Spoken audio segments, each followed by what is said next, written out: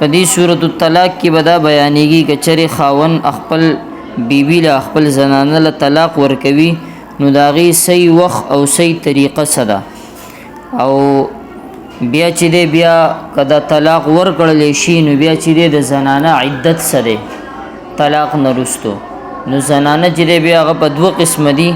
یو هغه زنانه چې په هغې باندې ماهواري راځي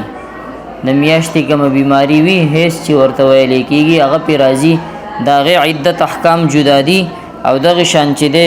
د کمې باندې دا ماهواري نه راځي د هغې عدت احکام جدا دي نو عدت په دوران کې به د هغو د کم خاوندان وي سابقه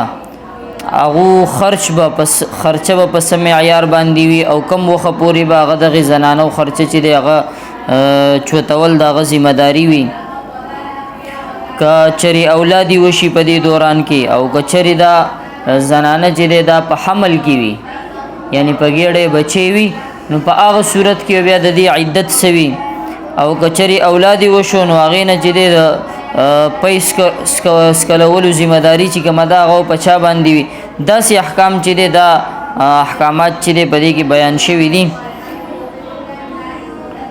چونکې د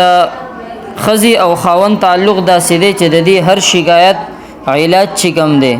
څومره شکایتونه دا عدالتونه نه میلاویږي عدالتونو کې اکثر معاملات چې دی هغه خراب شي نو ځکه یو متوازن خاندانی نظام چې کله وي نو خاندانی نظام متوازن لکه برابر نظام چې کوم وي صحیح نظام هغه هغې پورې نشي قایمېدلی چې کم وخه پورې هر فریق لکه مثال کے طور پر دو فریقین دی ښځه ده یا خاوند دی هغې کې هر یو فریق چې دی په دې یره وي چې سبا له د الله مخې ته جواب ورکول دي نو هغې نه وروستو چې دی بیا د دوی معاملات سیټ وي د الله یره وي نو معاملات سیټ وي چا پړونو کې د الله یره نه وي نو د هغو معاملات چې دی هغه چېرته هم نشي سیټ کېدی هغو دنیا هم خرابوي آخرت هم خراب وي سورة الطلاق مدنیه بسم الله الرحمن الرحیم یا ایها النبی اذا طلقتم النساء فطلقوهن لعدتهن واحصوا العده اے پیغمبر علیہ الصلوۃ والسلام دلته پیغمبر علیہ الصلوۃ والسلام مخاطب کړي دي او مراد ټول امت تی چونکه دا مسائل ټول د لپاره عام دي اذا طلقتم النساء چې کله تاسو خپل زنانه ولا طلاقونه ورکوي فطلقوهن لعدتهن نو داغو د عدت په وخت کې هغو له طلاق ورکوي واحصوا العده او عدت چې دی د هغې شمار کوئ په ښه طریقې سره چې کله ښځې او خاوند کې د طلاق په ذریعې چې دی جدایي راشي نو زنانه چې دی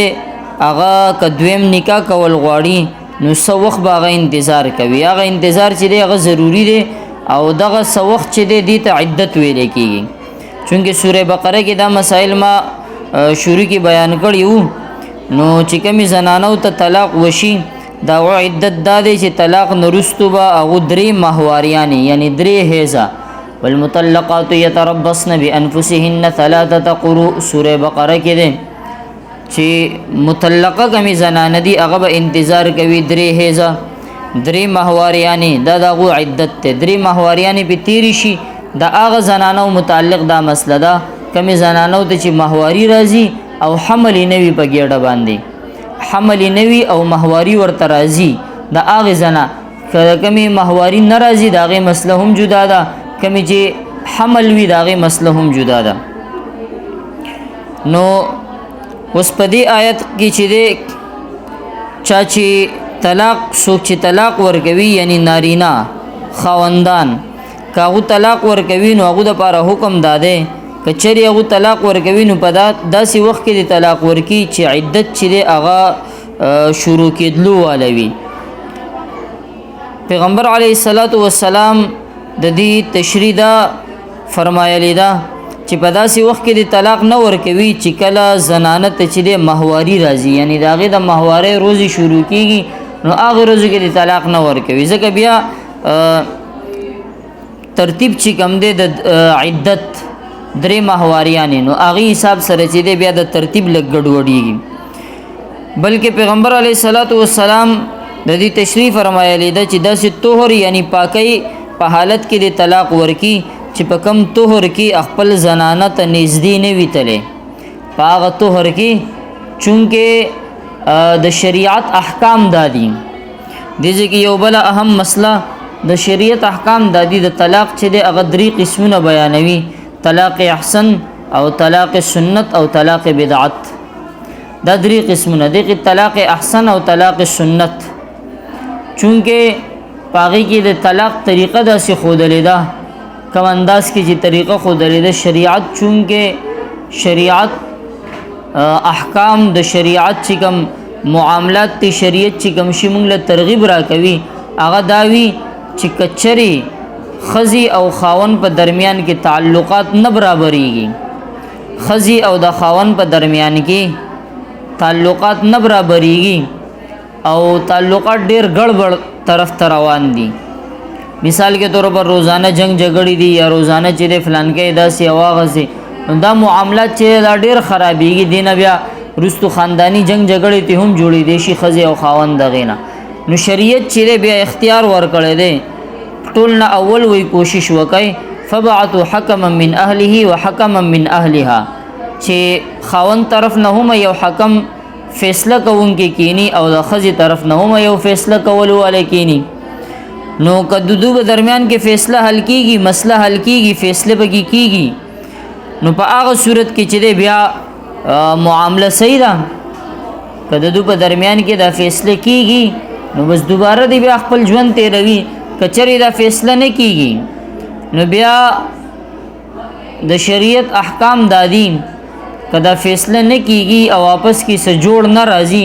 اخ کا توڑ دے نو بیا د شریعت حکم داده چې دا خاون او خزه چې د دوی آپس کی سجدایي لار اختیار کی بل نور زیونه کې دي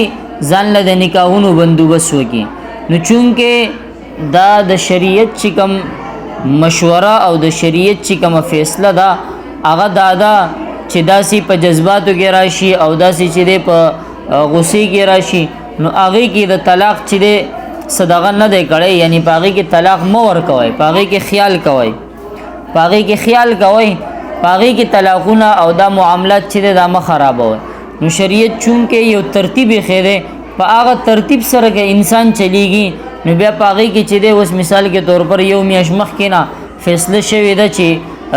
معاملات چې هغه جدا کول دي یعنی جوړ بګی ناراضي توڑ دے نو توڑ چې دی وس هغه پیدا کول دي چې یو میاش مخ کې نه دا فیصله شوی وي نو بیا به انسان خسته سوچوم کولای شي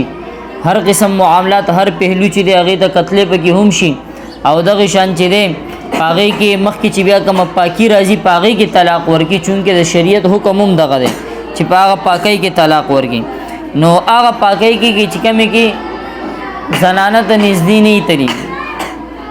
نو په دې حکم کې چې د دوه مصلحتونه دي هغه دوه مصلحتونه دادي یو دا چې اسلام دا غواړي چې اول چې کله خزه او خاون رشته یو ځل قائم شي نو هغه چې دی هغه بیا همیشه لپاره قائم وي دا د اسلام چې دی چاهت ته چې خزه او د خاون یو ځل رشته قائم شله نو هغه دی بیا همیشه لپاره قائم وي او که طلاق به ذریعہ هغه کې د رشتي د توڑ د رشتي ماتولو سنوبت پکې راځي نو بیا هما خ طریقې سره چې دی سوچ سمجھ کر او چې کوم شریفانه طریقه ده پاغي باندې چې دی عمل وشي او پاغي کې فریقین کې چې دی یو بل د پاره اغوس د تکلیف باعث پکې جوړ نشي یعنی یو بل د پاره څه تکلیف باعث جوړ نشي خپخ طریقې سره باندې چې دی دا فریقین په आपस کې جدایي وکي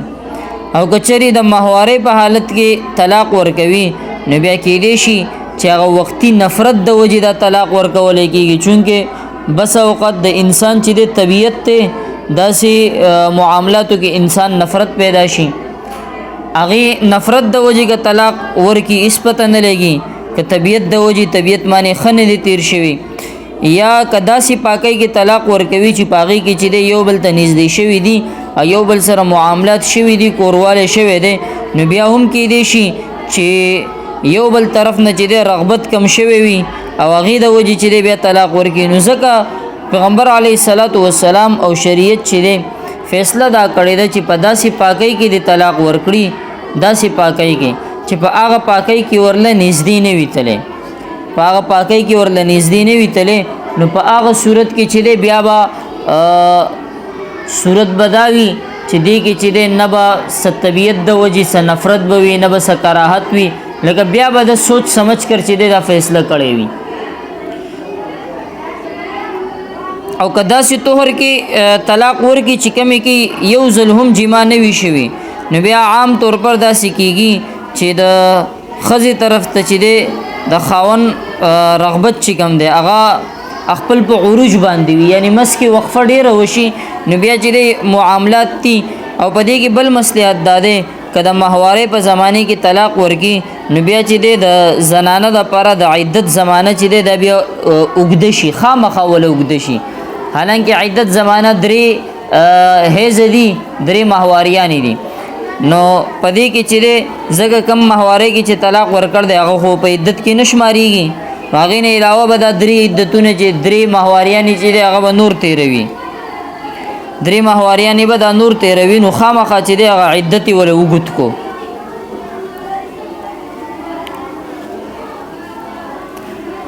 واتقوا الله ربکم او تاسو یریږئ د الله تبارک وتعالی نه ربکم چې کوم ستاسو پروردګار دی. لا تخرجوهن من بیوتهن ولا یخرجن الا ان یأتین بفاحشة مبینه، او تاسو یعنی نارینا خپل زنانه مو وباسئ داغو کورونو نه، ولا یخرجن او ندی دا زنانه په خپل د کورونو نه وځي، الا ان یأتین بفاحشة مبینه سوای د هغه زنانو نه کم چې کلم کله د بے حیايي ارتکاب کوي، کم چې کلم کله د شریعت د حکم نافرمانی کوي یا بے حیایانی کوي. د عدت په دوران کې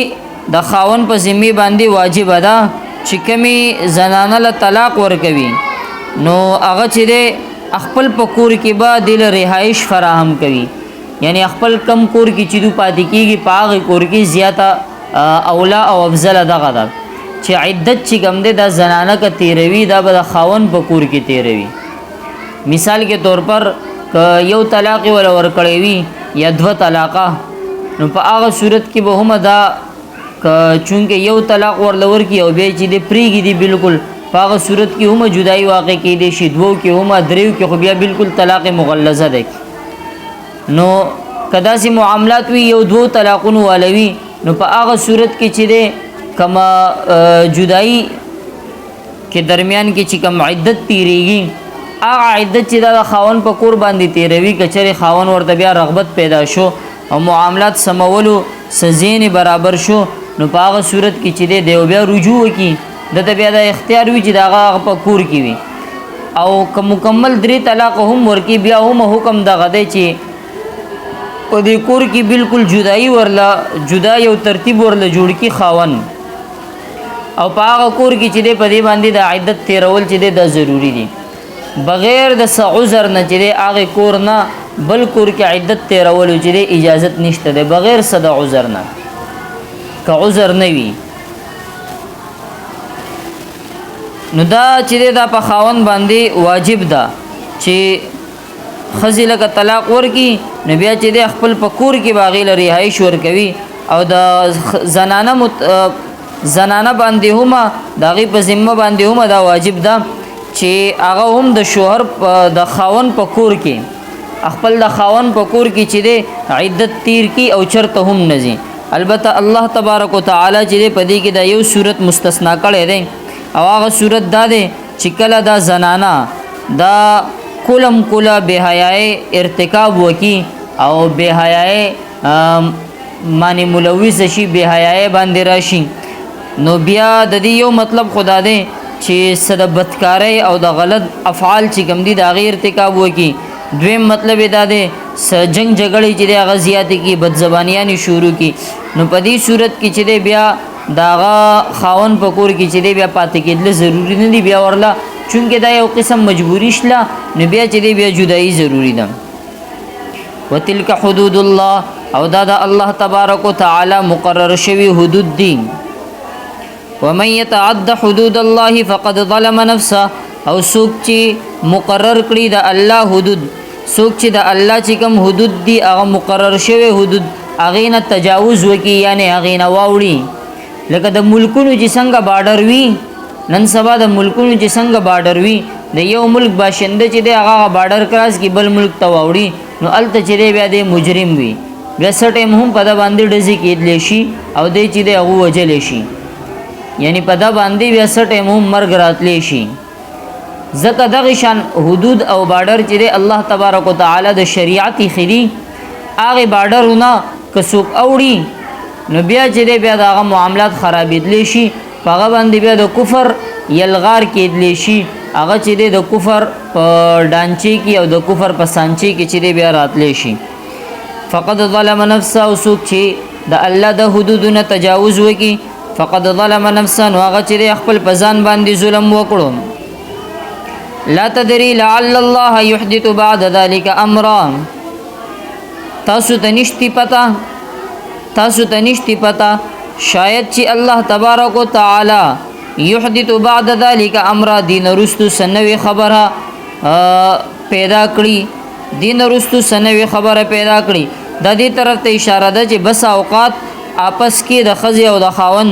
جنگ جګړو د وجې چې خلک چې د طلاقونه ورکوي، خو بعد کې الله تبارک وتعالی په دواړو په درمیان کې صلح صفایي وکړي،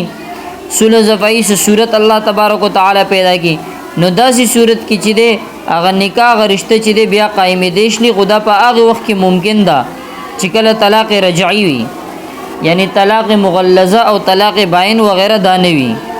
نو په دې آیت کې دغه ترغیب ورکړ دی چې کله هم طلاق ورکوئ نو ډېر په سوچ سمجھ کې طلاق ورکوئ، هیڅ پته نه لګي رستو معاملات سم شي. او چې کله هم طلاق ورکوئ په دې آیت کې دا حکم دی نو طلاق رجعي ورکوئ. طلاق باین رستو خاوند چې دی هغه د لاس نه بیا د رجوع اختیار وځي، او طلاق مغلظه چې کوم وي هغې کې هم دریو طلاقونه رستو ښځې او خاوند دواړو چې دی لاس نه د دویم طلاق اختیار چې دی هغه تی وځي. فاذا بلغن اجلهن فامسكوهن بمعروف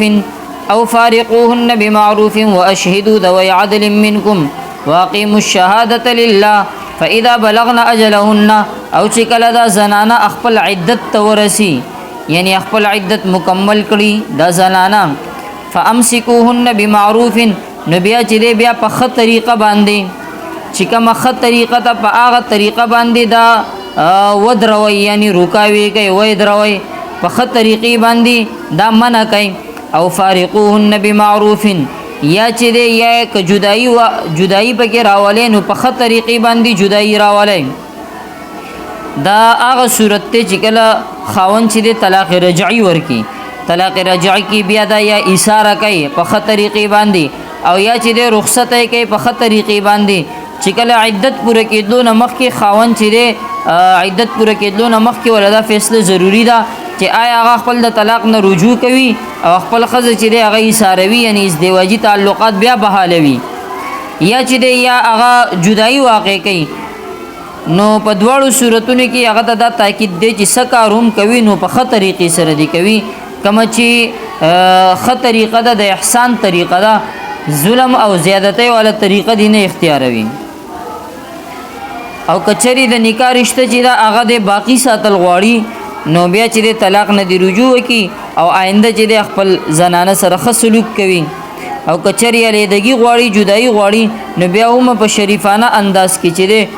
خپل بیبي چې د هغه د رخصته کړي. واشهدوا ذوي عدل منکم، او تاسو چې د ګواهان جوړ کړئ داسې دوه سړي چې کوم په تاسو کې وي، یعنی تاسو خپل په سړو کې چې د دوه کسان ګواهان جوړ کړئ. د رجوع په صورت کې ترغیب دا ورکړی دی چې دوه ګواهانو په موجودګۍ کې د خاوند دا ووایي چې ما خپل د طلاق نه رجوع وکړه، او هغه به داسې ګواهان وي چې عدل والا وي. عدل والا ګواهان نه مراد دا دی چې نیک ګواهان وي. او د رجوع چې دی ښه طریقه دا ده چې رجوع چې دی دا لازمي شرط نه دی. دغه شان که خاوند چې دی ژبې نه څه هم نه وایي، خو د ښځې چې دی هغه حقوق یعنی یا خو ژبې نه چې دی هغه رجوع وکړي چې زه رجوع کوم خپل د طلاق نه، یا که ژبې نه رجوع ونه کړي او چې کوم حقوق زوجیت دی کورواله زنانه سره چې کوم حقوق زوجیت ته هغه چې دی هغه وکینو بیا به هم رجوع چې دی هغه وشي. واقیموا الشهادة لله او دا گواهی چې دی د الله په خاطر یعنی سیده سیده گواهی تاسو ورکوئ د الله په خاطر دروغ پکې مشاملوئ. د هغې گواهانو نه خطاب دی چې د په کومو موجودګۍ کې خاوند چې دی د طلاق نه رجوع وکړي او که رجوع ثابت کول دپاره چې دی کومه گواهی څوک ورکوي نو ښه گواهی دی ورکوي، دروغ دی پکې نه وایي. ذالکم یوعظ به من کان یؤمن بالله والیوم الاخر، دا نصیحت ته دا خبره چې دا نصیحت ته آغا کس دا پارا څوک چې په الله باندې او آخرت پر ورځ باندې ایمان راوړي. ومن یتق الله یجعل له مخرجا، او څوک چې د الله نه یریږي، څوک چې د الله نه یریږي یعنی څوک چې د تقوا لاره اختیار کړي، یجعل له مخرجا نو الله به ولدي مشکلاتونه د وتلو سلاره پیدا کوي. څوک چې د الله نه یریږي نو الله به ورله لاره پیدا کوي. ويرزقه من حيث لا يحتسب، او الله به هغه له داسې ځای نه رزق ورکوي، داسې ځای نه به ورله الله رزق ورکوي چې کوم ځای نه د هغه ګمان هم نه کېږي. ومن يتوکل علی الله فهو حسبه، او څوک چې په الله باندې باور وکړي فهو حسبه نو الله هغه دپاره کافي دی. څوک چې په الله باندې باور وکړي نو الله هغه دپاره کافي دی. ان الله بالغ امره، یقین وکئ چې الله تبارک وتعالی چې کم کارونو ذمه واخلي، الله تبارک وتعالی چې کم کار کول غواړي نو هغه کار چې دی هغه بیا سرته رسوي. قد جعل الله لكل شيء قدرا، البته الله تبارک وتعالی هر شي دپاره یو اندازه مقرر کړې ده. یعنی چې کوم سړی په الله تبارک وتعالی باندې باور کوي او الله تعالی چې دی دا کار کوي، دا کار چې دی هغه جوړوي، او د کار جوړولو نوعیت او په هغه وخت کې الله تبارک وتعالی چې دی دا هغه وخت دا کار جوړولو نوعیت د الله تبارک وتعالی په خپل مقرر کړی دي. ځکه چې الله تبارک وتعالی د هر شي دپاره یو اندازه مقرر کړې ده. واللائي يئسن من المحيض من نسائكم ان ارتبتم فعدتهن 3 اشهر واللائي لم يحضن. اوس پکې دا بله مسله د زنانو متعلق، کمی زنانو له چې خاوندان طلاقونه ورکړي او هغې نه وروستو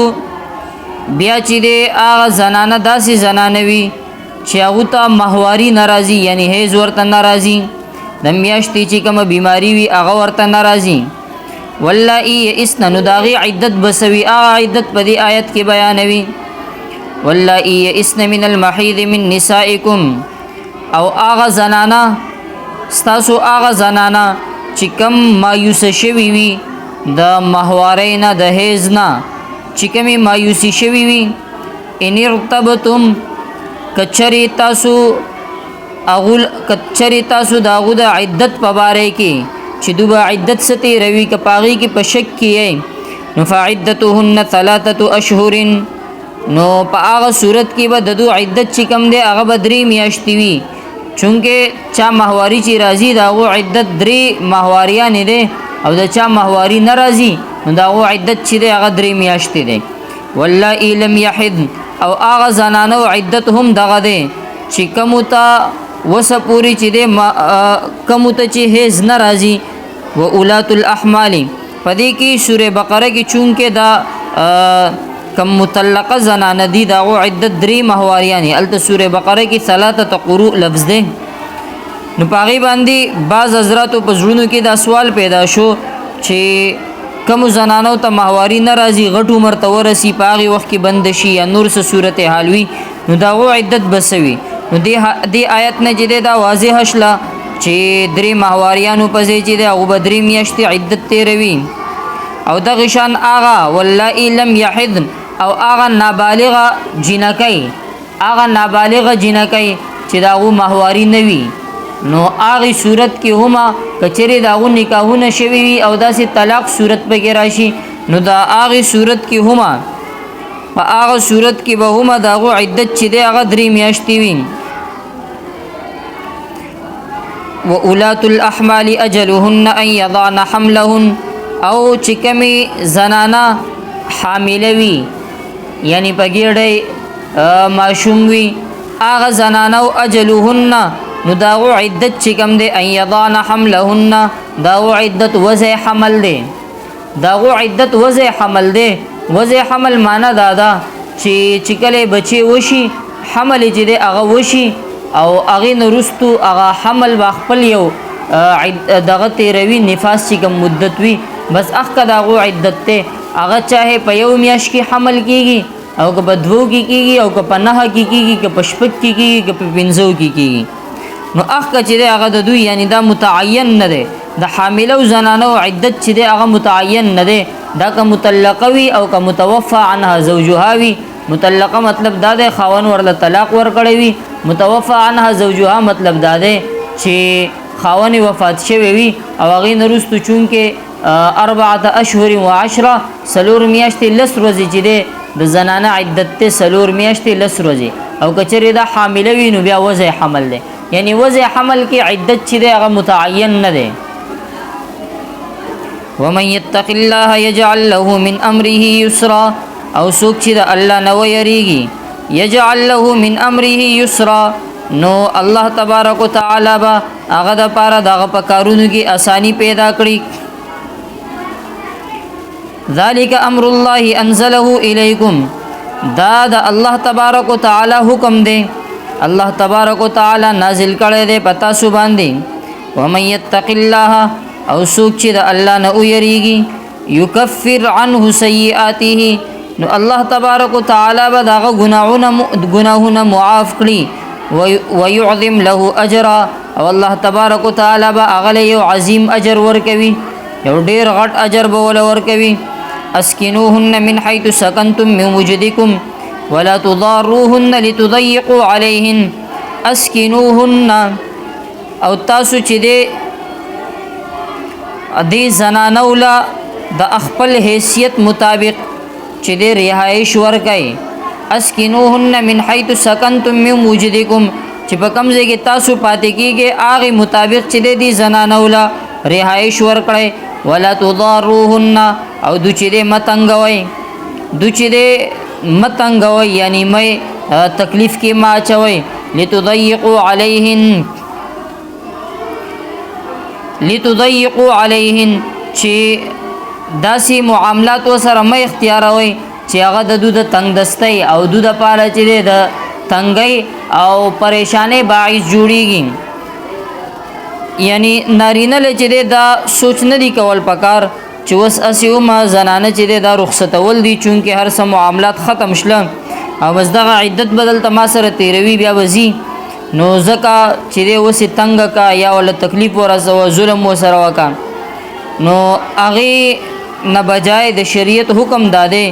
چې پکور کې د پاتې کېدلو په دوران کې خصلوک وسره کوي او دغه آیت نه چې د استدلال هم کیږي چې مطلقه یعنی کمی ته چې طلاق ملاوشي هغه چاهه طلاق رجعي وي یا طلاق باین وي د عدت په دوران کې په خاون باندې چې د نفقه واجب ده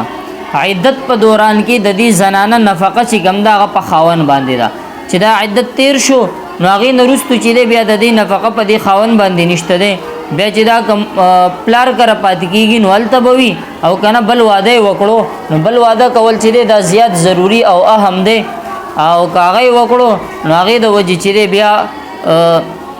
بل خاون باندې بیا نفقه چې دا غي ذمہ داری راشي بل واده کول چې دا افضل ده او ښه طریقه ده زمون پښتنو کې یو عیب ګڼل کېږي او چونکه چې شریعت یو شی ته عیب نه وي نو هغه ته عیب نه دی ویل پکار شریعت یو شی ته عیب نه وي نو هغه ته عیب نه دی ویل پکار زمون پښتنو کې دا صرف عیب نه ده زمون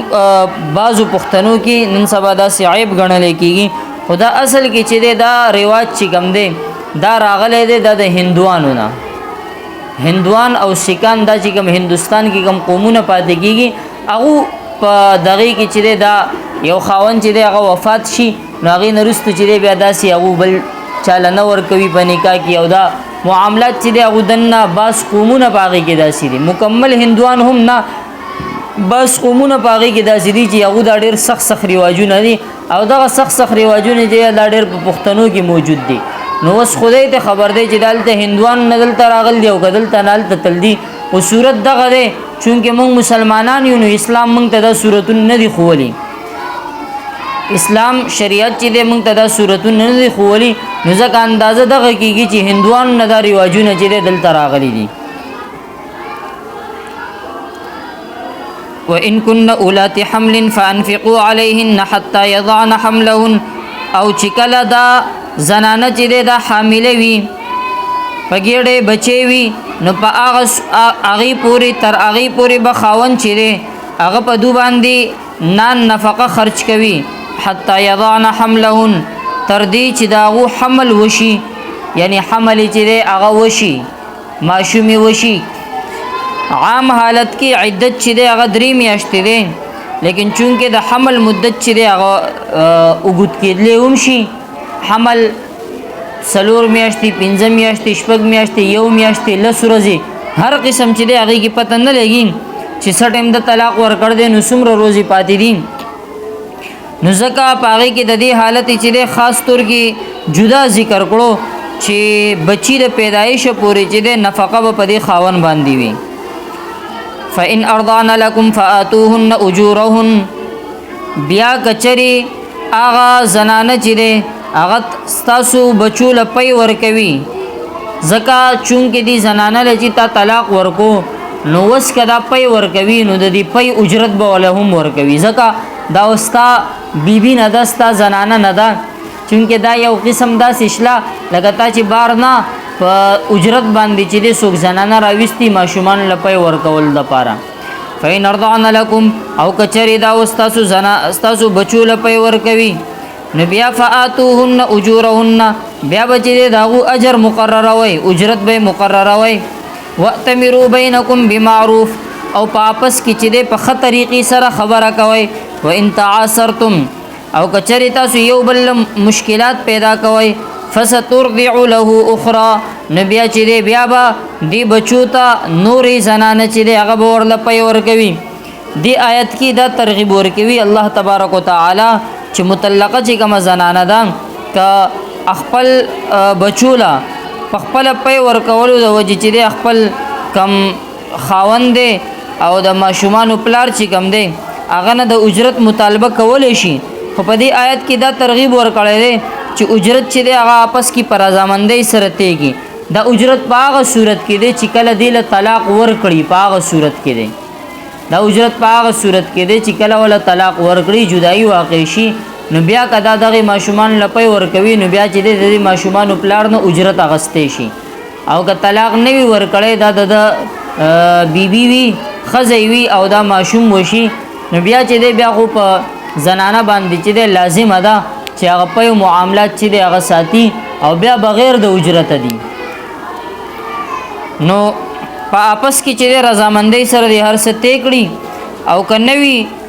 خاون پکې بخل نه کار اخلي یا چې دی زنانه چې دی هغې طرف نه چې دی معاملات نه طے کېږي نو بیا خو ظاهره ده چې دی ماشومان له به څوک نه څوک پی ورکوي نو بار زنانه به راځي هغه به ورله پی ورکوي دا مور چې دی دا به بیا محرومه شي. نو ځکه په ښه طریقې سره خبره کولو کې چې دی دا یا لالچ مالچ هغې نه هټ کې په ښه طریقې سره خبره وشلي نو دواړو فایده ده پکې. لینفق ذو ساعة من ساعته او چې کوم چې وسعت والا دی هغه د خپل د وسعت مطابق چې دی نفقه ورکوي. ومن قدر علیه رزقه فلینفق مما آتاه الله او هغه سړی چې هغه رزق چې دی هغه تنګ وي یعنی غریب وي نو هغه چې دی الله چې ولې څومره ورکړی وي د هغې متعلق چې دی خرچ کوي. لا یکلف الله نفسا الا ما آتاها لا یکلف الله نفسا الا ما آتاها الله تبارک وتعالی په انسان باندې بوج نه اچوي. الله تبارک وتعالی په انسان باندې بوج نه غورځوي دومره بوج پې نه اچوي الا ما آتاها سر سوای د هغه بوج نه کم چې هغه برداشت کولی شي کم چې اوچتولی شي. سيجعل الله بعد عسر يسرا او الله تبارک وتعالی چې هغه به د مشکلاتو نه بعد د اسانۍ لاره پیدا کوي وكأي من قرية عتت عن أمر ربها ورسله فحاسبناها حسابا شديدا وعذبناها عذابا نكرا. او ډېری بستیانې ډېر کلی داسې دي، ډېر خارونه داسې دي، ډېر کلی داسې دي عتت عن امر ربها ورسله چې کوم خپل د پروردگار او هغه د رسولانو د حکم نه سرکشي وکړه، نافرمانی وکړه. فحاسبناها حسابا شدیدا، نو الله تبارک وتعالى فرمایي چې موږ داغونه سخت حساب واغستو، موږ داغونه سخت حساب واغستو. وعذبناها عذابا نکرا، او موږ چې د اول داسي عذاب ورکو، داسي عذاب ول موږ ورکړې دي چې هغه عذاب چې دی نمخ کې چا هم نه دی کتلې، یعنی ناشنا عذاب دی. او پرز د قیامت چې بو لکم عذاب ورکو هغه به هم ناشناوي. فذاقت وبال امرها وكان عاقبه امرها خسرا. فذاقت وبال امرها، اغه چې دی خپل د کم اعمالو، خپل چې کم اعمالو داغو ذائقه اغه سکلی دا هغه اعمالو ذائقه چې دی هغه وسکلا. وكان عاقبه امرها خسرا، او آخری انجام چې کم ددو دی هغه هم د نقصان دی. نو الله تبارک وتعالى د رستنی آیتونو کې احکامات بیان کړه. احکامات بیانول نه بعد چې به فوراً د آیت راويستو چې داسې بستیانې داسې کلی تیر شوي دي چې هغه الله او د الله د رسول د احکامو نافرمانی وکړه، نو په هغه باندې دا د عذابونه راغلي. نو کچری تاسو هم یا مونږ چې د آیتونو د احکاماتو نافرمانی وکړو، نو په مونږ باندې هم الله تبارک وتعالى داسې عذابونه راوستل شي. الله تعالی دې زموږ ټول حفاظتونه وکړي. اعد الله لهم عذابا شديدا، الله تبارک وتعالى د لپاره تیار کړی دی یو ډیر سخت عذاب. فاتقوا الله يا اولي الالباب الذين امنوا، نو اے عقل والو تاسو چې دی، اے عقل والو تاسو چې چا ایمان راوړل دی هغه د الله نه ویریږئ. قد انزل الله الیکم ذکرا، الله تبارک وتعالى تاسو خوا کی یو نصیحت، یعنی تاسو پسې یو نصیحت را لېږلی دی، یو نصیحت را لېږل دی چې هغه سراسر نصیحت ته د قرآن مجید چې دی دا یو خاص طریقه ده چې هغه احکام چې دی هغه بیانوي. نو دا غي مخکې رستو چې دی بار بار الله تبارک وتعالى دا احساس چې دی هغه انسان ته کوي چې د الله په مخ کې چې دی جواب باور کوي، نو هغه نه چې دی یریږي. نو ځکه مخکې هما دا الله نه ویریږي، د احکاماتو نرستو هم د آیتونه دی الله نه ویریږي. او دا قد انزل الله الیکم ذکرا چې الله تبارک وتعالى چې تاسو ته سراپې نصیحت چې هغه نازل کړ. سراپې نصیحت مطلب دا دی چې مکمل د نصیحت یو دغه، هغه نه مراد دا قران مجید دی چې قران مجید کې تش نصیحتونه دي چې الله نه ویریږي، د الله د احکاماتو اطاعت وکړي، د پیغمبر د احکاماتو اطاعت وکړي. رسول یتلو علیکم آیات الله، یعنی هغه رسول چې کوم ستاسو په مخ کې د الله آیاتونو تلاوت کوي، مبینات او واضح آیاتونو. ليخرج الذين ولي زکا چې ليخرج الذين آمنوا وعملوا الصالحات من الظلمات الى النور، زکا چې کوم خلکو ایمان راوړی دي او چا چې نیک اعمال کړی دي چې هغه د تیارونو اوزي او رڼا طرف تراشي.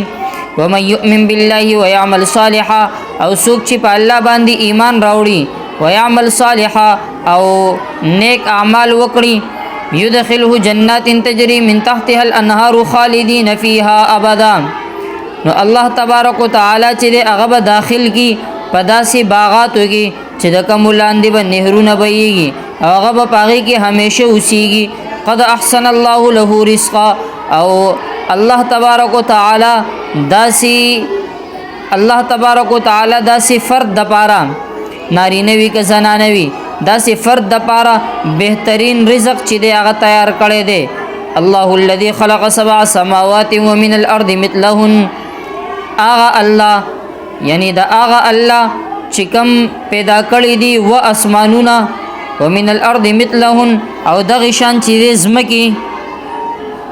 په حدیثونه چې د دې مطلب دا معلومیږي چې د اسمانونو پشان چې د ځمکې هم ودی چونکه قران مجید کې زی پزې سبع سماوات یعنی و اسمانونه دي دا ذکر شته دی او د ځمکو چې دی ودی کسودی دا په قران مجید کې د دې تذکره نشتی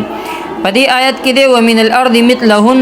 دغه اسمانونو پشان چې دی الله تبارک وتعالى ځمکې هم پیدا کړ دي چونکه بیا په حدیثو کې د وو ځمکو تذکره ده چې وځمکې الله تبارک وتعالى پیدا کړی دي او دا چې د دانشته دی چې د ځمکې چې دی دا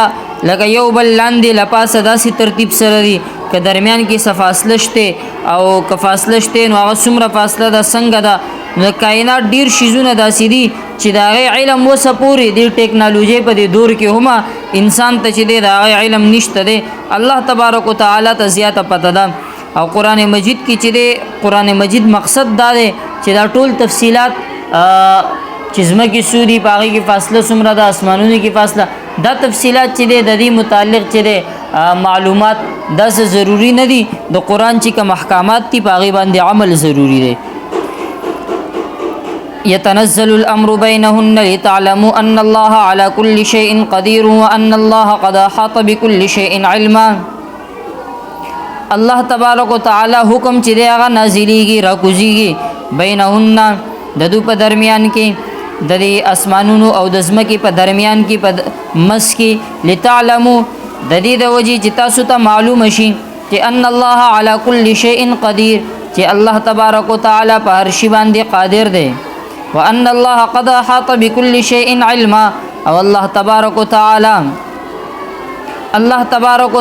چې کوم علم دی هغه د هر شي احاطه کړی دا هر شي مطلب دا دی کوم چې زمونږ په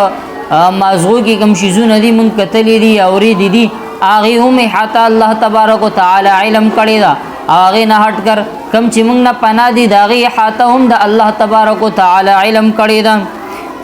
د سورۃ الطلاق د الله تبارک وتعالى په فضل و کرم سره ختم شو